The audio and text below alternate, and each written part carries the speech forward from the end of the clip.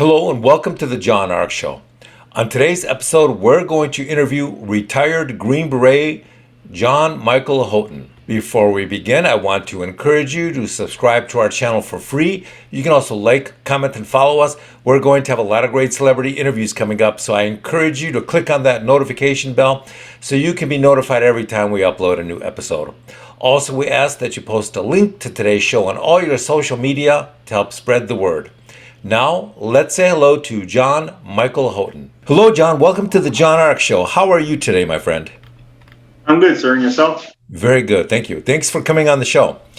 So, can you tell us how old you were when you joined the military and what was your motivating factor for doing so? Yes, sir. So I joined the military at 17. The motivational factor behind it was my father. He was a Vietnam vet. I also grew up in East Texas. And as you know, it's very patriotic there. So majority of people, when graduating high school, will join some type of federal service or some kind of police force. So I felt that joining the military was the best choice for myself. Gotcha. How long and difficult was the training to become a Special Forces Green Beret?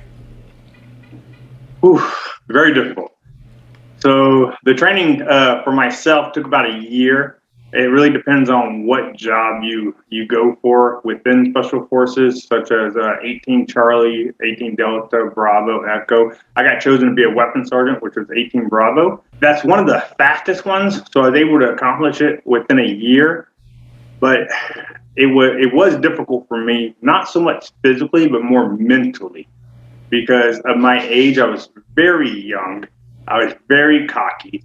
At this time in my life, I had already completed a deployment in Afghanistan and 2 to Iraq.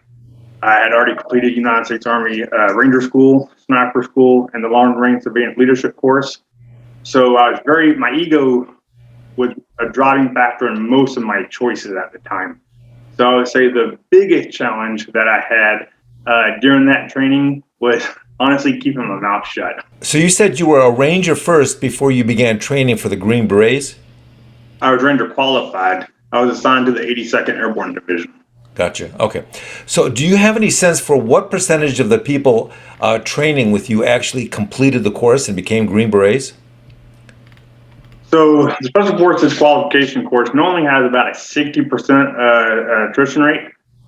But with that being said, majority of personnel after getting to the Special Forces groups have a tracer burnout, about 3 to 5 years.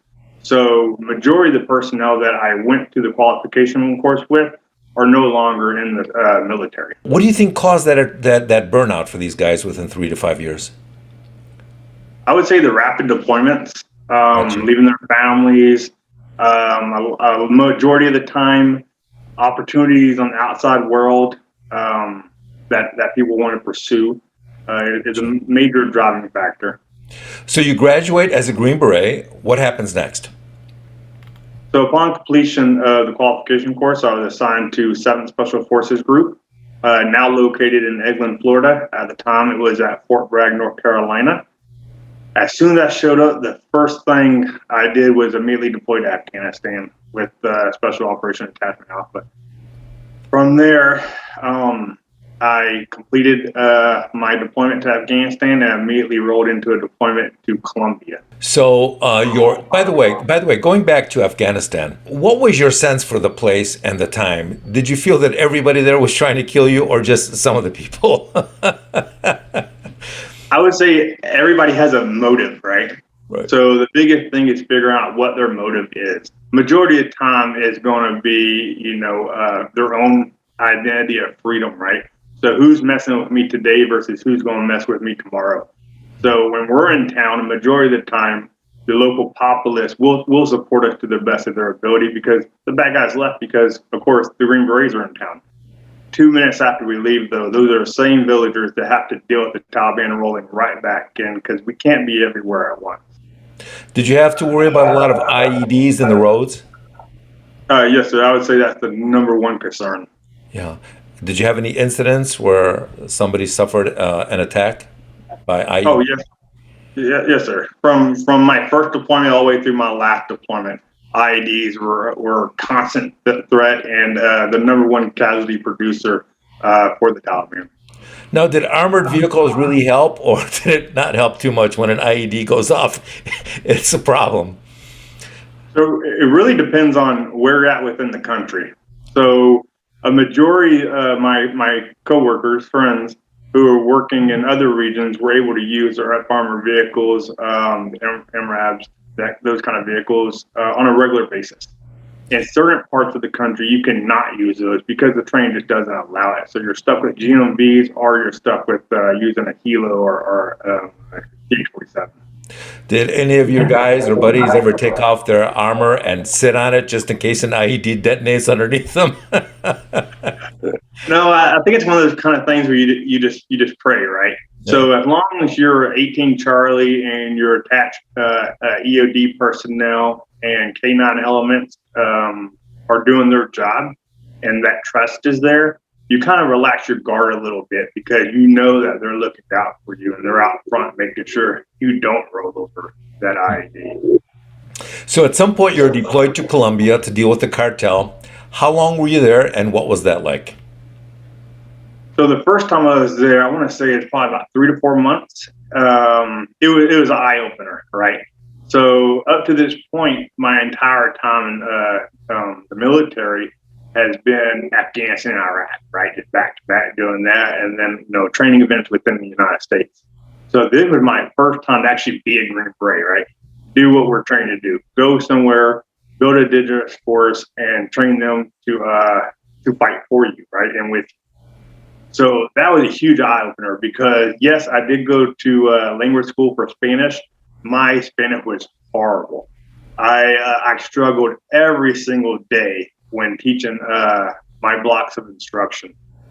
Luckily, I had good friends on the team who were native speakers who were able to help me navigate through that obstacle. But it was a huge eye opener of how important it is to embed yourself with your partner force and become one of them within not just the military aspect of it, but the human aspect of it, of that bonding that you would normally build, even with your own American brothers and sisters within the uniform. So, did you feel more threats from the people fighting you in Afghanistan, or the spies and the cartel members watching you in Colombia? I would say the biggest threat I had was myself. So Colombia is different. It's a different culture, different country, very much opposite of the United States, and especially the East Texas area I grew up in, right? So my number one threat was myself, not getting myself in trouble by being at the wrong place, wrong time, doing the wrong thing that I wasn't supposed to be doing, and having to face, court-martial hearing because I was out partying or drinking. So making sure I was doing the right thing versus the wrong thing. So when you're in Colombia, was there a threat from the general population or just the people on the cartel payroll? Because in Afghanistan you don't know who you're dealing with, but you wonder, are the people in Colombia also against us, or is it just the cartel? What did you find to be the case? It would be the case that honestly, it's a lot lower threat in Colombia, because the cartel, they're in the business of making money, right? There's really no money in killing Americans, right? They're trying to move a product from point A to point B with the least amount of government impact as possible, right? Anytime you wound or injure or even have the idea of threatening a American service member that's working over there, their gain to reward, is shut off, right? So the real threat is, once again, using the wrong ATM, right? And having your own bank information taken, or something minor like that. Stuff that. That's interesting. That's interesting. So you're saying people were monitoring ATM machines to try and copy your information? Is that what you're implying? So it's the same thing that you have going on in Asia, same thing you have going on in Europe, and even parts of the United States is scanners on ATM machines, right? Got you, So, got you. Right. So, what year did you arrive in Colombia, and when did you leave? I want to say the first time I arrived in Colombia was 2009, and the last time I was there was probably around 2015 or so. And did you ever have any open fights or engagements with the cartel, or were you mostly training people in the background? So no, it was mostly training people in the background. The only time I felt like my life was in danger was when I attended the Lancero course, which is their version of the American Ranger School. Gotcha. During that time, we were patrolling out in an area known as like Leticia. It's a very, very triple canopy type area. And that's when you're really walking around with live ammo. And the couple of times that they did run into personnel that would cause harm to us, I was immediately escorted towards the back of the formation as they maneuvered up and handled their business. Now, you mentioned triple canopy. What does that phrase mean? Pretty much, you're not going to see the sun, right?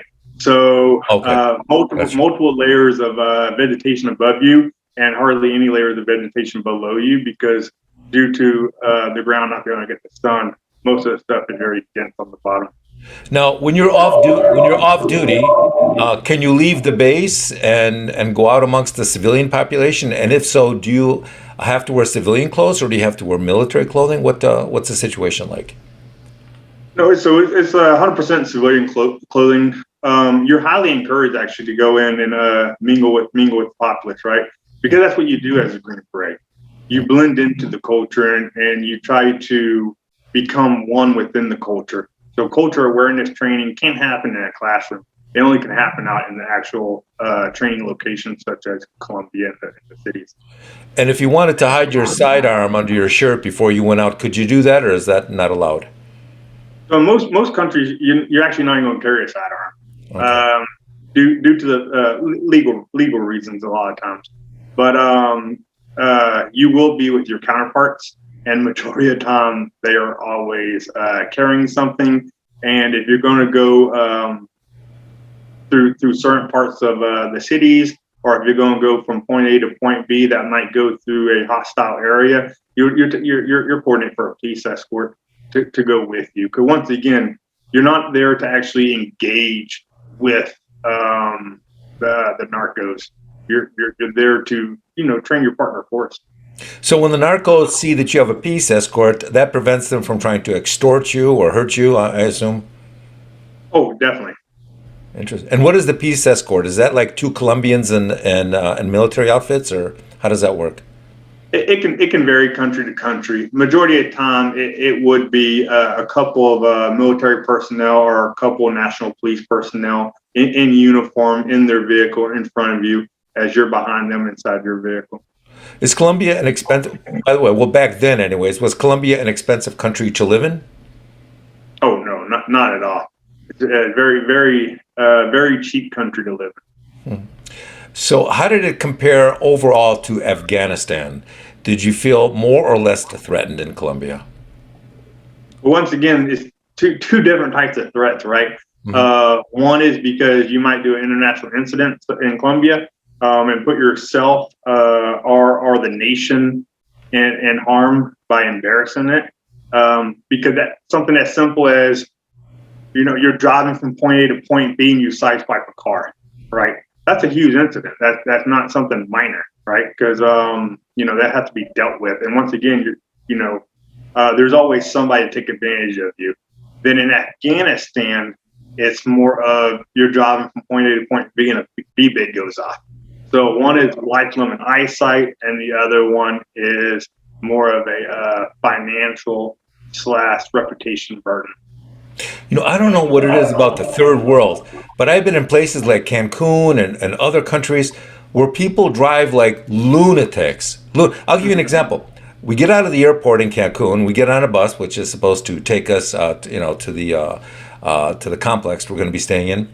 And the bus driver, mind you, there's probably 50 people on the bus, and the bus driver starts up the bus and he hits the gas, and he's doing maybe 60 or 70 going down a jungle road. And he sideswipes a parked car, knocks off the mirror, doesn't stop, keeps going, sideswipes a few more cars. You would think this is crazy, right? 5 minutes into the trip, he pulls out this cooler that he has on the floor, and he has one hand on the wheel, and he opens up the cooler, and then he starts selling beers to the passengers on the bus while he's sideswiping cars, trying to get us to the hotel. That's how people drive in the third world for some reason. Not everybody, but that's what I saw. So what was more dangerous to you? Was it the cartel or the Colombian women who were just unbelievably good looking? Definitely the Colombian women. I was single during my trips to Colombia, and I would say that the women, first of all, they're beautiful, beautiful, beautiful women. And being a single man, I would say not coming back married was a shocker for most people. Yeah, I can imagine. So when you were sent to South Korea, there were tensions with North Korea at the time, right? Yes, sir. What was that like? And also, was that when Trump was there, or was that well before then? No, it was in the Trump era, sir. Okay. So it was freezing cold. So that was a shocker for me, right? At this point in my career, I had spent over 15 years, in either Florida or South Central America or the Middle East. And it was my first time to Asia. And not really doing the proper research. I was thinking, Asia, okay. I've been, I've seen movies and so on and so forth. And talked to my friends, and everybody's like, oh, yeah, Asia's beautiful, nice, hot, blah, blah. And I get there, freezing cold, extremely, extremely cold. And I do not do well in cold weather. I averaged about 160, 170 pounds soaking wet most of my military career. And when I got there, I was rudely awakened with some snow, right? And that was the most difficult part of the training for myself, right? But for the overall showing a deterrence towards North Korea, letting them know, hey, we're here, and South Korea and the United States are brothers in arms. Don't mess with us. That right there was an amazing feeling, working side by side, knowing that at any minute this country could be under attack, right? Even up to this day. I mean, that's any day of the week the last few decades. So learning how their minds work, where even though they have a threat to their north, they continue every day to go about their lives. It's really amazing. Were you able to travel amongst the civilian population? What was the culture like? What were the people like? Or were you forced to stay on base? Oh, no, sir. No, I traveled among the populace, and I would say some of the nicest people I ever met in my entire life. And I would say that's actually for almost every single country I've been to. The majority of the time, the local populace look out for you, even though you don't know they're looking out for you. They see you in the subway, because I don't speak Korean, I don't read Korean, right? And there are times I was in the subway and I just completely lost. And somebody would just walk up, and they might not be speaking the best English, but enough to help me get to where I had to go. And the feeling that gives you afterwards, that somebody saw you struggling and went out of their way to help you, it just breathtaking. Mm-hmm. So after retiring from the military, you became a military contractor, and you went to Ukraine for a month or so before the invasion. Tell me all about that. How was that experience? As soon as I got there, the writing was on the wall. Everybody knew that after the presidential election, it was just a matter of time before Hooten decided to go ahead and push over. And the amount of training that I saw, not just with the military and the police, but with the local populace, was outstanding. Right? There were mornings I would wake up and I would go outside from my hotel, and across the street in the wood line, I would see 20 or 30 civilians, practicing land navigation, practicing maneuvering techniques, so they gave me a real sense of, pride, that, even though these personnel did their conscript time, right? Years earlier, as a civilian, they were still practicing those basic fundamentals that they learned and developed during their time of federal service. It gave me, gave me a lot of hope for them. And as you see now, it's definitely paying off. Now, did you get the sense that the civilians realized this was going to be the fight of their life? Oh, definitely. I think they, better than us, realized that it was coming and that they needed to prepare themselves. And they went into motion. They did not wait for somebody else to come and, help them out. They're like, hey, this is going to happen. Let's work together, get the villages together and start organizing. And I think, honestly, even without all the support that they received, they're holding in there, and they're going to continue holding in there. But this is also the same country that's been fighting off people for over 300 years. They're not going to just lay down and roll over. Yeah, exactly. Did you get the sense that the invasion was going to be imminent, or did you not know there was going to be an invasion until it actually happened? Oh no, it was writing on the wall. Everybody knew it was going to happen. It was a matter of time. And were the women and children leaving already, or had that not yet initiated? That had not really fully initiated. I was aware of some people already moving to go be with families in other countries. Mm-hmm. But for the most part, everybody's sticking together, trying to live the best that they could a normal life, and then train on the weekends and at night. Now, did you leave before the actual invasion began, or as it was beginning? No, I left right before it started. I actually flew my spouse in, and me and her decided to travel Europe while we could. Nice, yeah, absolutely. So you leave, and I'm assuming you redeploy back to the United States after your vacation? Correct. Yeah. And when you guys watch what's unfolding there now, what is your sense of things? Do you think that the Ukrainians are surprising the world? Mostly the Russians, who are probably shocked by what's happening? I think they are, but once again, anybody that has any military experience in unconventional warfare or anything like that, know that this can last for a while, but it can't last forever. Eventually, whoever's richer and stronger, of course, is going to win. But that doesn't mean the fight ends. That just means it goes more underground. So, I think even if Russia continues and becomes dominant, especially in the Western regions, that they still have a long fight ahead of them that is not going to be beneficial to them in either the economical or political arenas. Now, I've heard that the Russian tanks are getting bogged down in that enormous mud. I'm hearing that that's happening a lot. So, of all the dangerous missions you've been on, which one really sticks out in your mind that you're at liberty to discuss? I would have to say there's a couple of really great ones that stick out, but the one that probably sticks out the most is from my younger years. Serving with the 82nd and walking 20 plus kilometers during nighttime to go hit a village just to get there and lose multiple vehicles to IEDs that were coming into cordon the area. So that blast of losing friends that you known and trained with 2 seconds into the gunfight, is a big wake up call and really makes you think about what you're doing on this earth.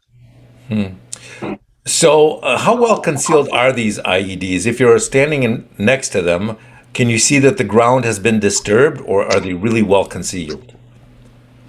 Oh, I mean, some of them were extremely concealed. I mean, some of them were, put in the concrete. You're not going to detect that kind of stuff, and then some of them are hastily, in place, right? So it just really depends on the avenue of approach that you're getting hit by the IED, how well maintained and prepared the equipment is. There's a lot of different factors that go into it. But luckily, one thing that Special Operations has really invested on is their counter IED programs, right?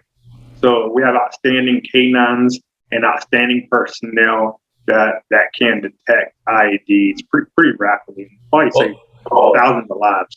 That's really interesting. I didn't know dogs were being used to detect buried IEDs. That's brilliant. That's really great. So now I've got a really technical question for you. Which of the countries that you went to, Afghanistan, Colombia, South Korea, Ukraine, had the best looking women? I love my Japanese wife, but if I was a single man, I would have to say it's a coin toss between Thailand and Colombia. Thailand and Colombia? Interesting. And which country did you enjoy living in? So it was Italy is extremely beautiful, right? So after I retired, I started remote working for a few different companies, and I immediately went to Austria, to Italy, to France, to Germany, and now I'm in Thailand. I'm leaving to move to Bali this coming weekend. Really? So yes, sir. So I would have to say Italy is probably one of the funnest times I ever had, but it is super expensive. So, for the bang for the buck, I would have to stick with Thailand. Anytime you can, get, in fact, today I got dishwashing soap, a Red Bull bottle of water, and three other items, and it was less than, $4, How would the cost of a two-bedroom apartment in Thailand compare to the cost of a two-bedroom apartment in Bali? So my apartment right now it's a very nice apartment. It's probably in Dallas. This apartment probably runs about $2,500 to $3,000 a month, and I'm paying a little under $1,000 a month for it right now. Nice. I could have got it cheaper if I would have a visa, but because I don't have a student visa, which you have to apply for to get the one year visa, and I didn't plan on being here for 1 year, it would have cost me about half the price. But since I don't have that, it's a little less than $1,000. And in Bali, I have my own little private quarters with my own private pool right off the beach, and I think I paid about $800. But you said in Bali you have a one or a two-bedroom apartment planned. The one in Bali is it's like an open floor plan with living, kitchen, all that kind of stuff, and then a bedroom and bathroom, and then also outdoor shower and pool, and it's a couple hundred meters from the beach, and that's less than $1,000. That's interesting. So, are you going to be there for a while, or you haven't decided yet? So the goal is to be there for a little over a month, and then head over to Vietnam or Cambodia after that. Okay. And I'm assuming this depends on work. Yeah, I got you. Okay. So now, are you glad that you retired from the military, or do you miss the action? So I don't really miss the action as much as I miss my friends. I still get to talk to them and kind of live through them and listen to what's going on. But I am extremely glad that I got out. Yeah. It was the right time in my life. Yeah. Of all the places that you have been to, which do you think you would like to retire to someday, or do you just plan to return to America? So I actually own a ranch over in East Texas. Mm-hmm. So that's always going to be my base station that I operate in and out of. I don't actually plan on settling down for a long time. I plan on continue doing what I'm doing, which is either I go somewhere and that's where I'm working, or I continue to work remotely and just jump from country to country. I feel like the world's too big to kind of like just isolate myself in one location. Now, you said you married a Japanese girl. Does she speak English, or do you speak Japanese? Oh, no, I don't speak Japanese. I barely speak English, but she speaks perfect English. Oh, thank God for that. Yes, she studied her entire life. her English is very fluent. I would say more than mine. Has she ever seen the United States? Oh, correct. Yeah. She we've been together over 3 years, and she because of the backlog of immigration paperwork, her stuff is taking a little longer than it probably should. Mm-hmm. But she's been in the States probably over a dozen times. Well, before we wrap this up, is there anything you would like to promote? Yes, sir. There's 2 501c I would like to promote: the Ohana Homefront Foundation and the Military Special Operations Collaboration. Spell Ohana for me. OHANA, Homefront Foundation. Okay. And Military Special Operations Family Collaboration. Those are 2 organizations that do amazing work to help our veterans and their families. The second one is the Special Operations Transition Foundation. That foundation is where you're going to find the best employees for your operations. Well, John, I want to thank you for your very brave service to this country. It's been a pleasure having you on the John Ark Show, and I want to wish you continued success, my friend. You too, sir. Thank you. Thank you very much, and bye-bye.